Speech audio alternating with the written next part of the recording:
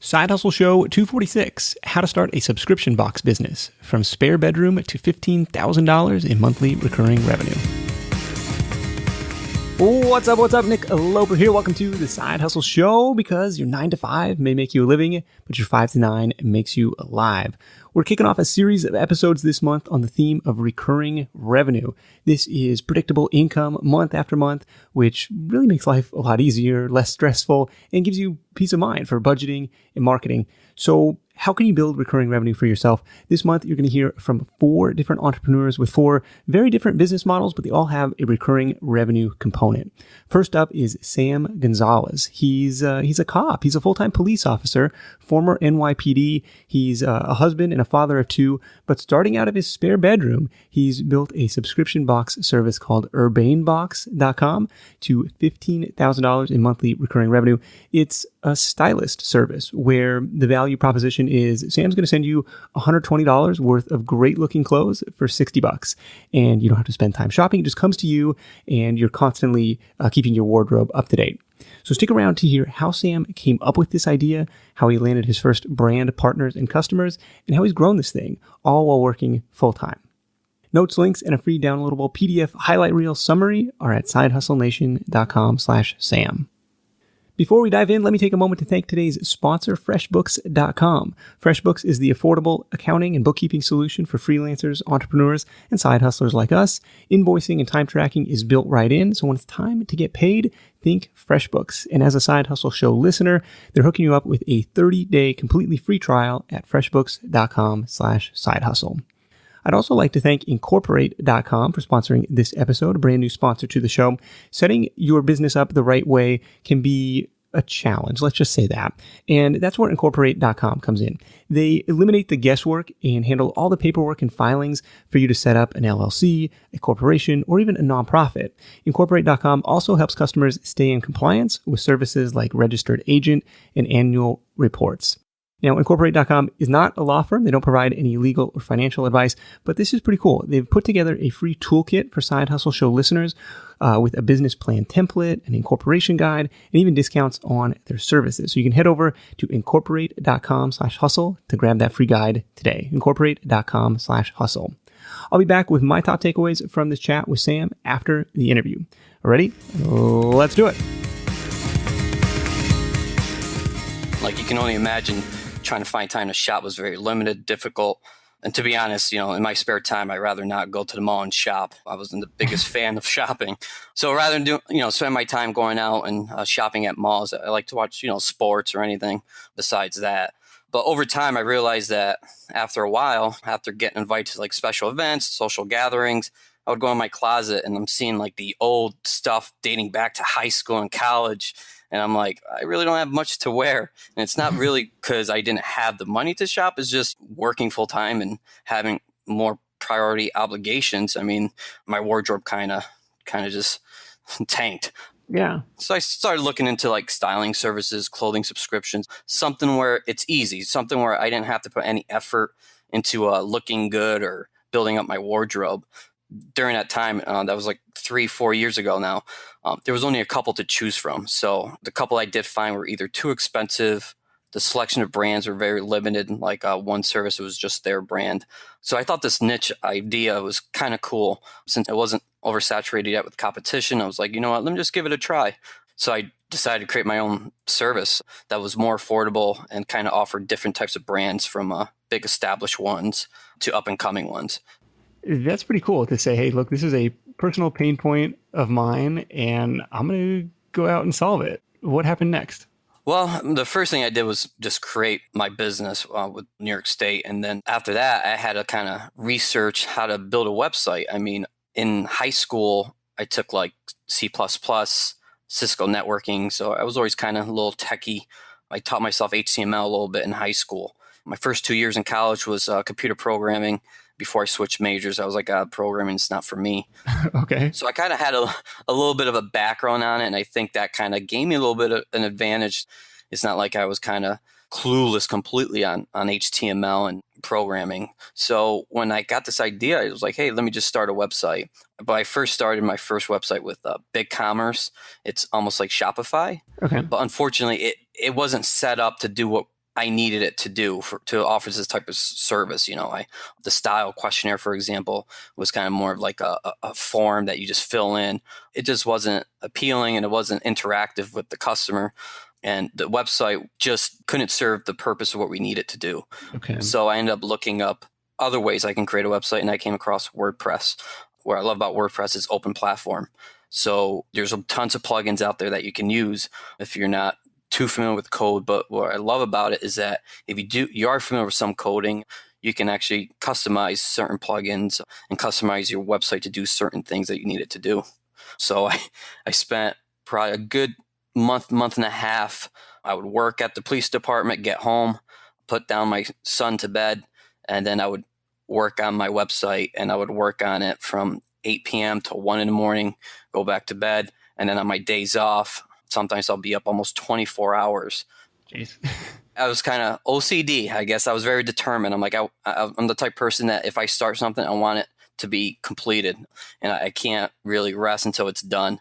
So I kind of whipped up a website after a month and a half, and I kind of looked at my competitors and see what they were doing and how can I compete with them. So my main focus is have my website just as good as their website. Okay. Well, this is good because this is the hustle period that not everybody wants to talk about. Like, yeah, I pulled all these all-nighters. I was like up to 1 in the morning doing this. And at this point, there are no customers, right? None. I mean, I hit a part in my life where I was like, I just probably did the stupidest thing ever. I just invested $5,000 into clothes. I didn't have tons of cash in my savings. I'm like, I got a wife and a son to provide for. I'm like, it's a pretty dumb move I just did here. And after 4 months, I didn't get a single customer, and I almost quit. I'm like, I guess I was pretty naive. Unfortunately, I was naive thinking, oh, you throw up a website, the traffic will come. Unfortunately, that did not happen. I quickly had to research why it wasn't happening, and I realized that, oh, my website's brand new. So I focused on like search engine optimization, did all my research there, and I started doing some to get my first customer. I actually used AdWords, Google AdWords. What was your wife during this time? Was she supportive of this, or was she thinking you're crazy? Unfortunately, she thought I was kind of crazy. She wasn't full blown with it, but I just went for it. I just had that vision, and unfortunately, sometimes people will tell you not to do something or don't really have your support you for it. But I just had a good feeling about it. I had one of my coworkers I told at work, we're in the patrol car, and I'm like, hey, I'm thinking about doing this. He looked at me, he's like, that's not going to work. He goes, my buddy had the same idea of selling clothing online that didn't get nowhere. So instead of getting mad or defeated, I kind of use that for fuel. And I'm like, I'm going to just prove to these people wrong. I think I got something here, and I think I can make it successful. Okay. Tell me. So the website WordPress is free. Hosting is really cheap, but you mentioned the $5,000 in clothes. Tell me about that as part of the startup cost here. Yeah. So I invested $5,000 in inventory, and I had reached out to a lot of brands by email. Went down to New York City to Project NYC. Got a couple brands that wanted to work with me. Got a lot of no's, but after I gained a couple brands, got them on board, I had to invest in some inventory. So I invested about $5,000 into inventory. I probably invested about maybe $500 or so into the website. But like I said, I did a lot of it myself, so I probably saved a lot of money. So I just went down, invested $5,000 in clothes so I can have some form of inventory. And once I got a few customers, I would ship it. I would package it in the spare bedroom of my room and just ship it out. And I also had to invest in boxes with my custom logo on it. Okay. As well.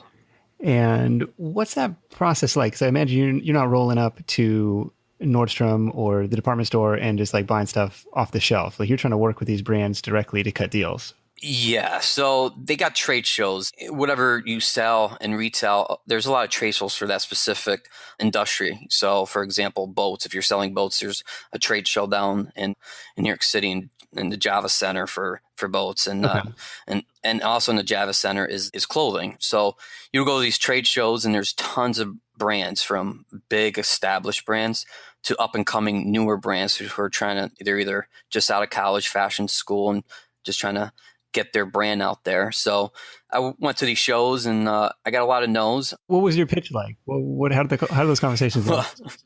Well, I kind of was a little crazy. Like me, like I said, I'm a little OCD. I got the idea. I got the business name and everything from New York State within a week.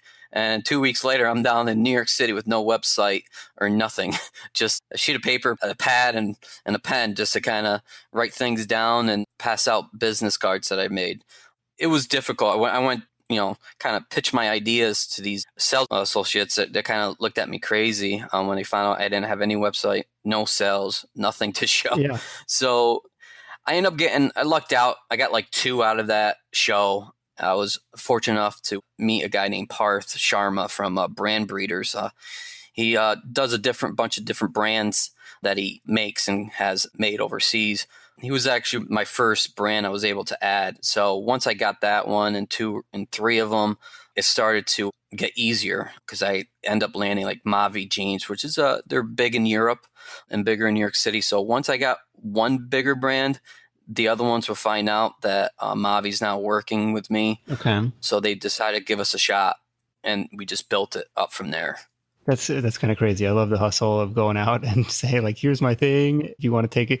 Although you're still paying, you're still buying product from them. So they don't have a ton to lose. It's just like, how are you going to represent their brand, right? Exactly. They look at how you're representing them. Certain brands have an image they want to uphold, and some of them are very tough in their selection process of who they want selling their brand. Yeah. Okay. So you get a couple people to say yes, and then so you plunk down $5,000 on inventory on faith that say, I think this is going to work, and you're able to put together like your first month of box of like style guide from that, or like, tell me what happens next. What happens next is that I waited 3 to 4 months to get my first customer. I didn't think I'm like, this is probably the worst idea I ever had. And next, I finally get a customer. I'm like, wow, I was excited. I'm like, I didn't expect that. I'm like, okay, I got something here. And what was strange is that I got a customer, and then the next day I got another customer. Within that month, I had like 20 customers now. I'm like, oh, this is great. I have all their sizes. These are coming through AdWords? Yes, I think the majority of them were coming from AdWords. And then at that same time, I was reaching out to YouTube reviewers, and I had a lady named Jen who was my first YouTube review.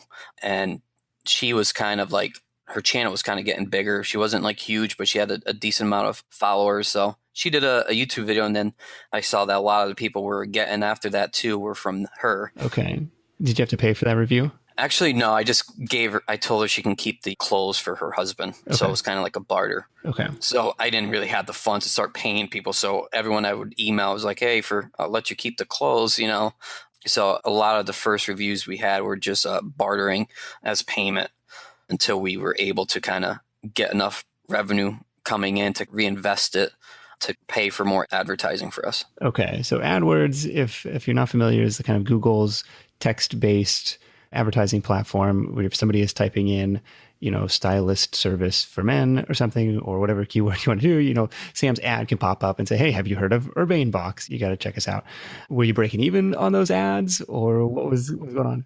After a while, I noticed that AdWords was just too expensive. To be honest, not to this day, I haven't used AdWords in 3 years. Okay. I found that I was paying $1 a click, which when you're starting up with no investors, that's going to crush you when you have a mortgage to pay and mouths to feed. So at that time, like, I can't afford AdWords. So once I started seeing some traffic from YouTube and I started looking into Facebook, and I just fell in love with Facebook because I'm like, wow, Facebook, I can promote stuff for $5 and get a lot of impressions on it for the day. So Facebook started doing really well for us. And over the next few months, I was starting to learn what worked with Facebook and what didn't, because it's kind of crazy because Facebook, there's different strategies you can use. And during that 3 months, I found out what worked, what was best for my money. For only $5 a day is nothing, but I made the most of it, and I was able to come up with a strategy to kind of get as much impressions as I can for my $300 a month that I'm spending on Facebook. And then combine that with search engine optimization, blogging a little bit more on my website, reaching out to bloggers, reaching out to YouTube reviewers, and the combination of 3 is my website traffic started increasing quite a bit. Okay. Let's go back to the Facebook thing. This is kind of a way similar to AdWords, right? Where you don't have to wait around for Google to index your site. You can get in front of somebody right away if you're willing to pay for it. And so on Facebook, hey, I've got a budget of $5 to $10 a day. What were you doing to stretch that, to reach as many eyeballs as you could? What I realized about Facebook is that if you put up an ad and you're paying for clicks to your website, just like AdWords, you're going to be paying depending on how they rank it and relevance of what you're trying to sell. But you can be paying anywhere from 25 cents to 75 cents per click to go on your website. What I first did was to try to increase my followers. So the first month, or I would say the first few months, I would pay $5 a day for Facebook likes. Once I got to about 1,000 Facebook likes, I ended up switching my strategy to promoting a post that I make in my newsfeed.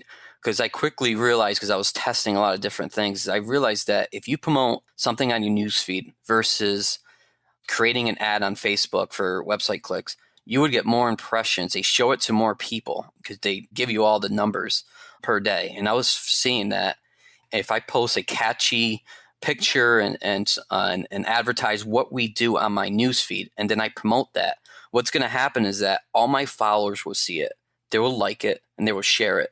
And then their friends will see it and like it and share it. And then I also would put in, follow our page and get a free outfit. And we would pick a winner after we get like 1,000 new like that we get. We'll do like a free raffle and we'll ship out a free outfit to that person. So I quickly realized that that was gaining a lot of likes on our website and also getting us a lot of traffic versus, like I said, posting an ad on Facebook. You can pay 25 cents, where the other way, posting on the newsfeed, I think I was averaging like 2 cents to 3 cents each impression per action. So I was getting, not only was I getting clicks on my website, I was getting likes, I was getting shares.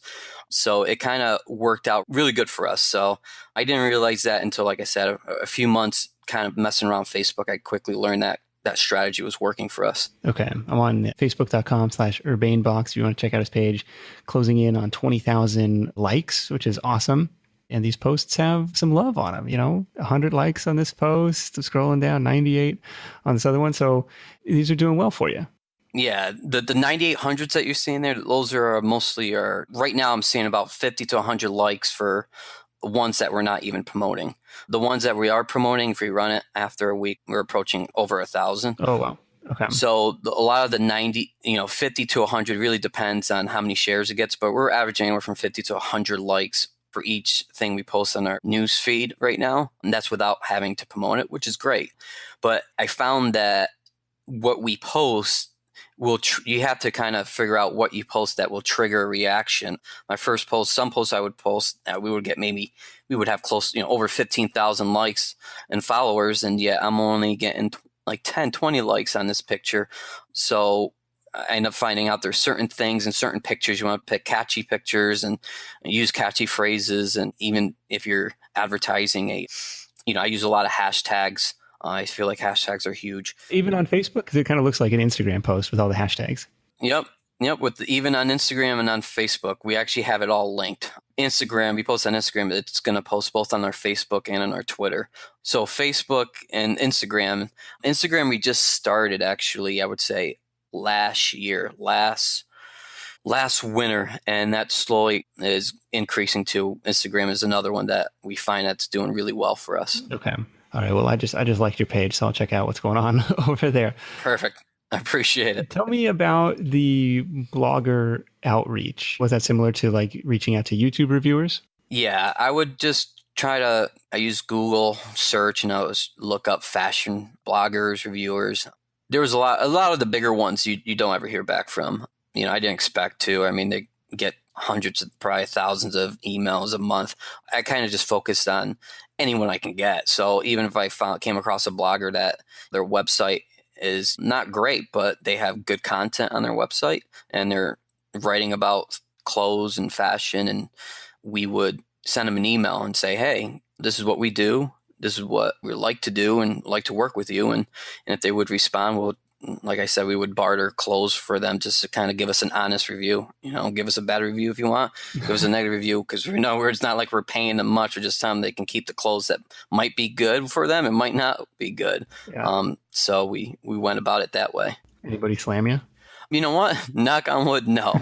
Okay. We've had some honest reviews. I mean, never had anyone knock us yet. You get the customers knocking us, but we deal with thousands of customers. And I quickly realized you can't make any customer happy, but we try to. Yeah. That's one of our goals, is to reduce our churn rate. And that's one thing we focus on is like our number one thing that I'm full hard on is just having my heart set on making sure every customer's happy and try to make them happy if they're not. So we're very flexible with our customers, and it goes a long way. We still have, I'm proud to say, I still have my second and third customer ever from 3 years ago, and they're still with us. Wow.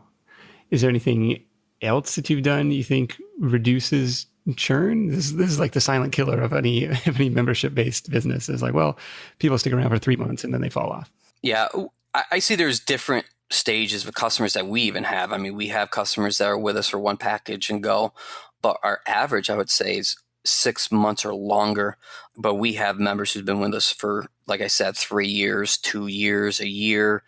What we focus on is quality of clothes. We try to find brands that are good in quality, and we also want to give you a great deal too. We want to provide an affordable method for you to build your wardrobe. And I think what has helped us is that our cost it's one of the cheapest ones out there, if not the cheapest. And the quality of clothes we send, we really kind of strive to find clothes that are just good quality. And if it's not good, and if we get feedback on a certain brand that was not good and they didn't like it, we'll stop carrying that brand. So we're always kind of evaluating what inventory we have, what brands, and see which one's working for us, which ones are doing great.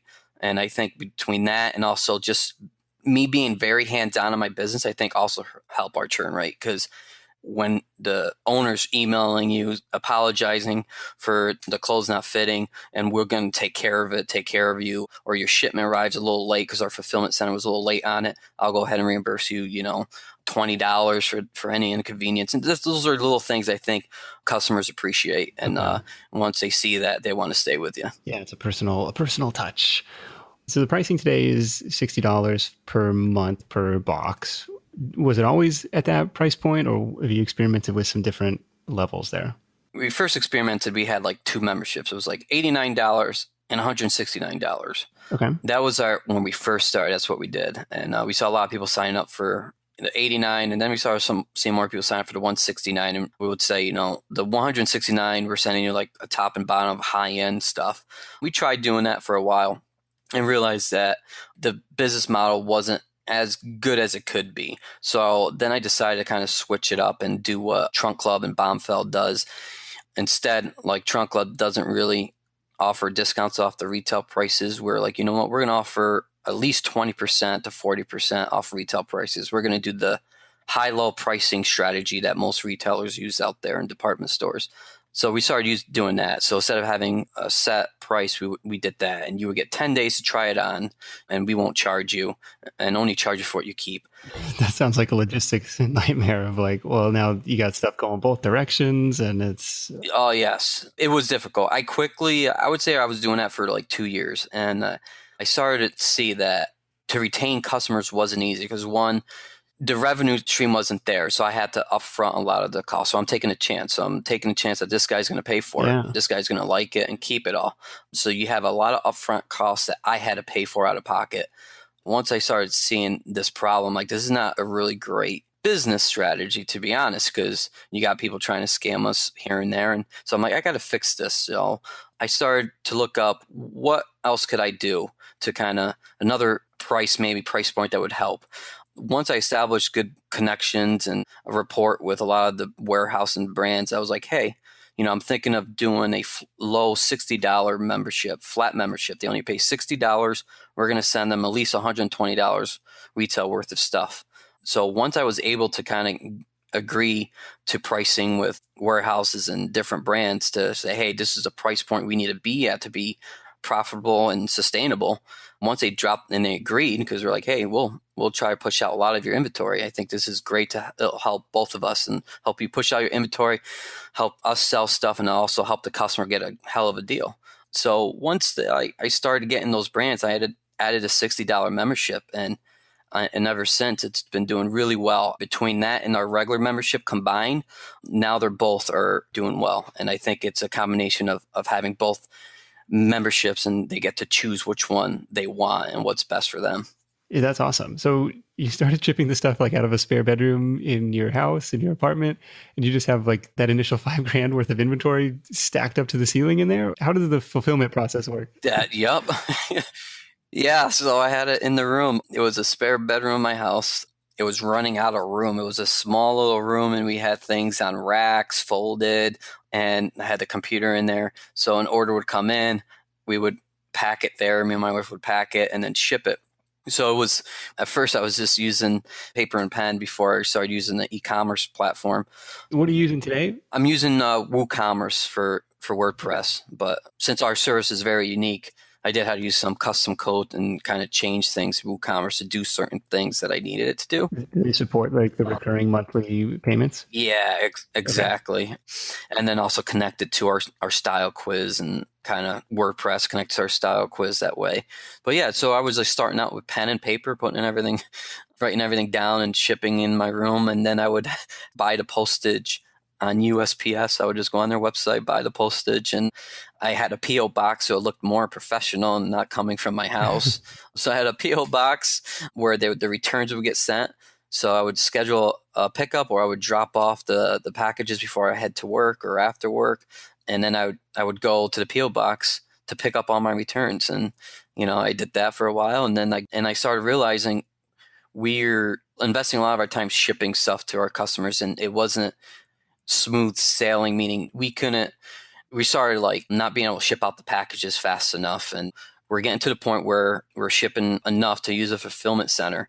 And I decided to make the switch to use a fulfillment center so we can now focus more on our marketing and advertising, and kind of focus on growing and scaling our business rather than stuffing boxes and packages. When did it make sense? At what volume did it make sense to start outsourcing that to a fulfillment center? I'd made the switch once we were doing over 200, I would say. 200 shipments a month? Yeah, 200 shipments. That didn't include all the returns as well, too. We had a decent amount of returns for sizing issues. So once we got about 200, I was like, it's definitely time consuming. It would take about a week. And the way I had it set up wasn't the best. We weren't keeping track of SKUs yet or anything. So I was like, this is going to become a nightmare if I don't fix it quick. So I ended up using Fulfillment Center, and we ended up taking down our SKUs and keeping track of inventory and ship it to our Fulfillment Center. Okay. And now it's like it's smooth sailing right now. They're great so far. We put in the orders. We go to trade shows. We look at the clothes before we buy them, so we know what's good quality. And then we'll see in our end, on our dashboard, we'll see what we have in stock. So if we were putting something together for someone that wants slim fit jeans and a slim fit shirt, we'll know. And we also see all his style preferences. We'll go ahead and put that into the system, and then the fulfillment center will get that, and the fulfillment center will put the package together and ship it for us. That's awesome. Trying to remove yourself from that process, from that spare bedroom business. So you've come a long way. I mean, you've done a lot of stuff in 3 years to build this thing. Yeah, I mean, surprisingly, yeah, it's just crazy to think that 3 years ago, I was just in a patrol car and I had this idea, and some people laughed about it. And next, now they're all, why are you still working here? Now I get that question. Why are you still working here? Why don't you do that full time? Like, why are you so, I get that all the time, and now, my service was on the Today Show, and it was on The Price is Right. And it's one of those things where people are like, man, it's amazing to see that you grew it from the spare bedroom of your house into a legit business. And it took a lot of work. Now, did you pitch the Today Show, or like, how did they find you? No, I actually used a marketing agency for like a month or two, and it just wasn't converting. And for us, it was just too expensive for a startup. I quickly realized I can't afford this. This is, they were getting us in some magazines, blogs here and there, but they weren't big time or anything. I was very polite about it. I'm like, unfortunately, I'm not at the stage. We're not at the stage in the business to be able to pay a marketing agency. We're a startup, and like that's one recommendation I would make for anyone is do your own marketing. So I decided to reach out myself to newspapers and magazines. But this marketing agency, which was really cool of them to do, I stopped using them, and they understood I was a startup. They understood what I was trying to do, and they actually reached out to me after like 2 months, 3 months of me stop using them. They're like, hey, the Today Show wants to do something on subscription services for gifts ideas. Oh, okay. And we thought of you. Would you love to do it? I was like, yeah, Of get me course. on board. So it kind of was the luck of the draw, and kind of like definitely appreciative for them reaching out to us, and it definitely helped us. And then the Price is Right just came across us. I just got an email. They came across our website, sent us an email saying, hey, we'd love to work with you. And we're working with them. We've been on the show now twice. They're going to do it at least another 5-6 times. So it's been kind of cool to see how far we've grown and how we're continuing trending up. That's awesome. So you saw a spike from the Today Show. I'm curious, going back to your partner's question, driving around in the patrol car, do you see this becoming a full-time thing, or do you want to keep doing the police officer thing? Well, I love what I do both. I love being a police officer, and I also love being an entrepreneur. I always had this entrepreneur kind of burning spirit inside of me. I always thought, what could I do? I want to be successful. I always wanted to be successful. What can I do? But I think if my business got to the point where it didn't make sense for me to stay as a police officer, then I would contemplate hanging it up. I do have 7 more years before I can retire. Is it a guaranteed pension at that point? And you're like, 7 years, I can hold out. Yeah, it's that is the one thing. To be honest, that's probably the only thing keeping me is the financial pension I put in. Don't get me wrong, too. I love my job, but being a police officer is hard, especially where we work. We handle a lot of calls. It's an urban city, so we get a share amount of a lot of calls, and it can be dangerous. And my wife would love for me to retire and leave, but I do love it. And unless it got to the point where it didn't make financial sense for me to stay on the police department, I'd like to stay as long as I can. But like I said, it is probably holding my business back a little bit because I am growing it little. I haven't let loose my business. I think my business has a lot more to grow.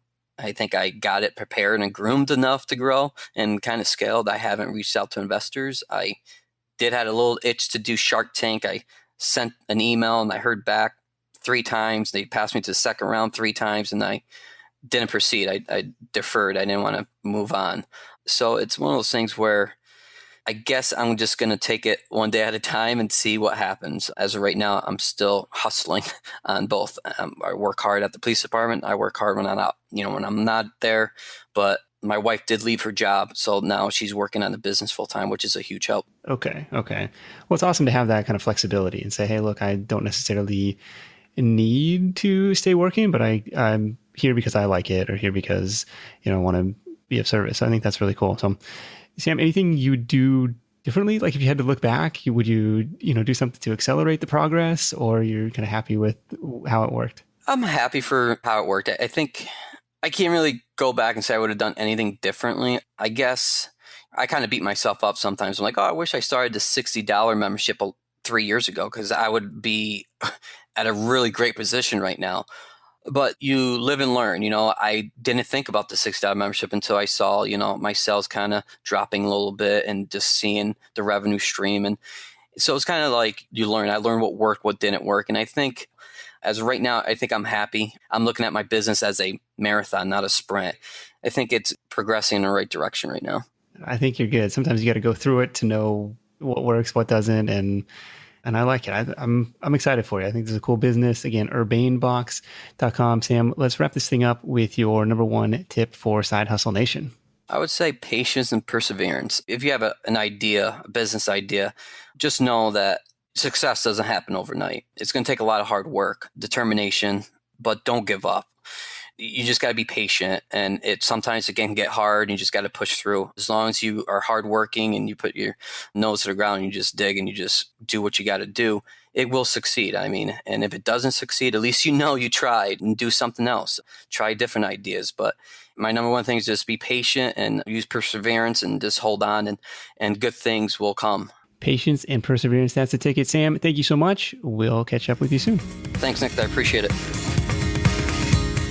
This edition of The Side Hustle Show is brought to you by FreshBooks.com. FreshBooks is an award-winning accounting software that gives you an organized and professional way to get paid. Now, one thing FreshBooks really prides themselves on is their customer support. They don't have any automated phone menus, and everyone in the company actually starts working in the customer service department. So you know what? Let's call them up and see what happens. Hi, thanks for calling FreshBooks. This is Richard. How can I help you today? Richard, you got me on the first ring. For sure. We want to keep you guys on your toes, too. How can I help? Well, I'll tell you what, you are live on the Side Hustle Show podcast that FreshBooks is sponsoring, and I just wanted to do a live on-air feature to see how quick you guys would pick up the phone. Awesome to meet you. What do you like best about working for FreshBooks?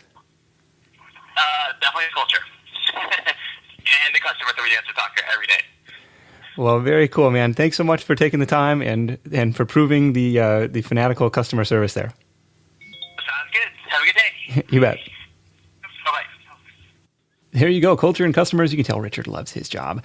If you want to try FreshBooks free for 30 days, go to freshbooks.com/sidehustle or enter the Side Hustle Show in the How Did You Hear About Us section. That's freshbooks.com/sidehustle for your free 30-day trial.